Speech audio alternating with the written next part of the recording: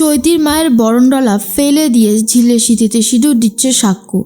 সম্পূর্ণ জানতে ভিডিওটিতে একটি লাইক করে দেখতে থাকো। গল্পের শুরুতেই দেখা যায় সাক্ষ্য বরবেশে একদম রেডি ঝিলকে বিয়ে করতে যাবে বলে, কিন্তু বাড়ির লোকজন জানেই না যে সাক্ষ্য বিয়ে করবে ঝিলকে।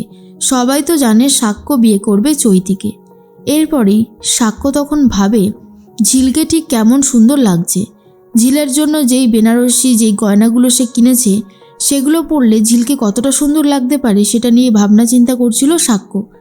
এর মাঝখানেই দেখা যায় যখনই বেরোতে যাবে তখনই চলে এসেছে মিনতি আর বলছিলাম কি বড় বৌদি, চৈতি দিদিমণির মা বলছিল বরণডালায় হরিতকি নেই, সেটাই চাইছিল।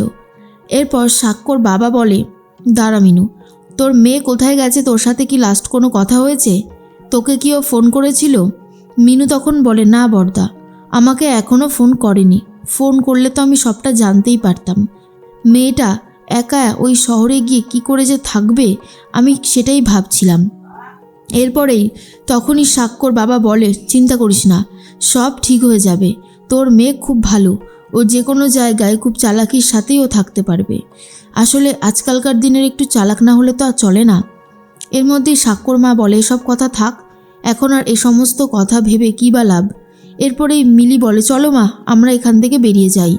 সাক্ষ্য তখন বলে, দাঁড়াও, কোথায় যাবে তোমরা? এখন বিয়েবাড়ি সবে শুরু হলো, কত খাওয়া দাওয়া, কত আয়োজন, সব কিছুই তো হয়েছে, আর তোমরা বলছো চলে যাবে? না না, তোমরা এখন কিছুতেই যেতে পারবে না। মিলি তখন বলে, আমাদের এসব খাবার দাওয়া দেখিয়ে কী লাভ? আমরা তো জানি যে আমরা এসব খাবার আগে কখনোই খাইনি, তো আমাদের এসব লোভ দেখিয়ে কোনো লাভ হবে না। তাই বলছি আমরা ফিরে যাই, সেটাই সবার জন্য ভালো। এরপরেই মিনু তখন বলে, হ্যাঁ ও ঠিকই বলেছে, আমরা চলে যাই। সাক্ষ্য বলে, দাঁড়াও, আমার বিয়ে না হওয়া পর্যন্ত তোমরা কোথাও যাবে না। এদিকে ঝিল আর ঝিলের বন্ধুরা গাড়িতে করে বিয়ের মণ্ডপে আসবে বলে একদম রেডি। অন্যদিকে ছুটি আন্টি বলে, শোনো না, তোমরা কোথাও যেও না। সাক্ষ্য যখন বলছে ওর এই আবদারটা অন্তত রাখো। মিনতি বলে, ঠিক আছে, তুমি যখন বলছো আমরা যাব না।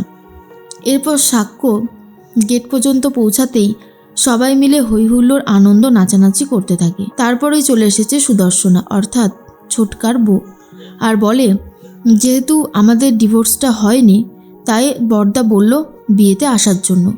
তখনই শতরূপা বলে, যাক, ভালোই করেছিস এসেছিস যখন। এরপরেই বিয়ের মণ্ডপে চলে এসেছে ঝিল, আর ঝিলকে দেখার পরেই সবার চোখ একেবারে চড়ক গাছ। সবাই তখন বলে, এ কী রে ঝিল, তুই না ব্যাঙ্গালোর চলে যাচ্ছিলিস? আমরা তো সেই খবরটাই জানি। ঝিল তখন বলে, তোমরা একদম ঠিক কথাই জানো, আমার চলে যাওয়ার কথা ছিল, কিন্তু সাক্ষ্যবাবু আমাকে যেতে দেয়নি। বলেছিল ওনার বিয়েতে যেন আমি উপস্থিত থাকি, আর যেহেতু ওনার কথা আমি ফেলতে পারিনি তাই আমি ওনার বিয়েতে একদম উপস্থিত হয়ে গেছি। ছুটি আন্টি বলে, আজকে তো খুবই সুন্দর লাগছে ঝিলকে, একেবারে চোখ সরানো যাচ্ছে না, মনে হচ্ছে যেন চৈতি নয়, ঝিলকেই আজকে বিয়ে করবে সাক্ষ্য। তার মধ্যেই সাক্ষ্যর মার কাছেও খবরটা পৌঁছে যায়। সাক্ষ্যর মা চলে আসে আর বলে, কি ব্যাপার, তুই এখানে কি করছিস? ঝিল বলে, কেন বড় মামি, তোমরা তো আমাকে ইনভাইট করেছিলে, যতদূর জানি তো আমি এসেছি। আমাকে দেখে এত ভয় পাওয়ার কি আছে, আমি এটাই বুঝে উঠতে পারছি না। তার মধ্যেই ঝিলের কথা শুনে সাক্ষ্যর মা বলে, না তুই এসেছিস, খুব ভালোই হয়েছে। আসলে তুই যে এইভাবে আসবি সেটা আমরা কল্পনাও করতে পারিনি। তার ওপর আবার শুনলাম তুই নাকি চলে গিয়েছিলিস ব্যাঙ্গালোরে, সেই জন্যই আমরা একটু অবাক হয়েছিলাম, এই আর কি।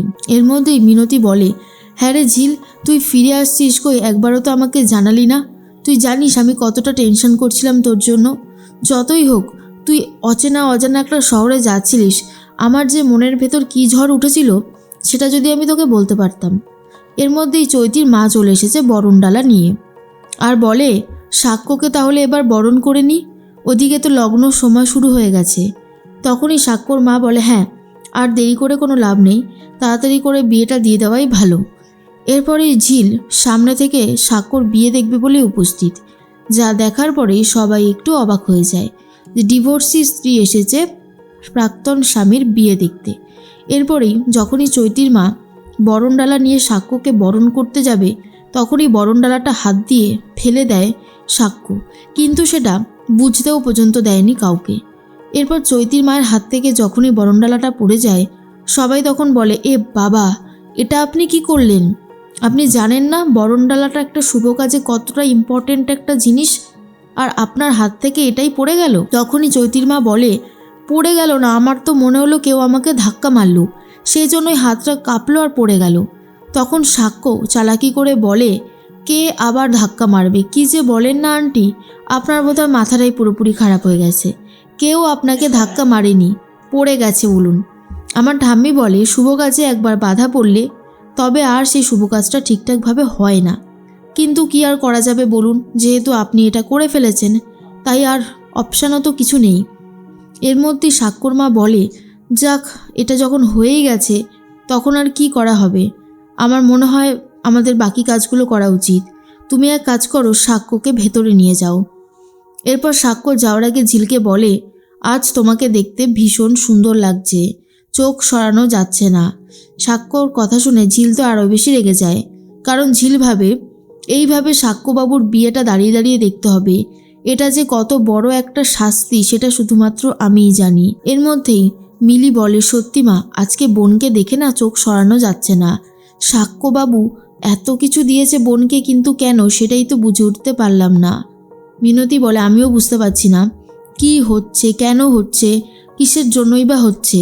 সবাই তখন একটা কথাই ভাবে যে ঝিলকে আজকে এত সুন্দর লাগছে, জানি না চৈতিকে কেমন লাগছে। চৈতির কাছে যখনই খবরটা যায় তখন তো চৈতি শুনে অবাক, আর বুঝতে পারে সাক্ষ্য ইচ্ছে করে এই সমস্ত কাজগুলো করেছে, যা চৈতি একদমই মেনে নিতে পারে না।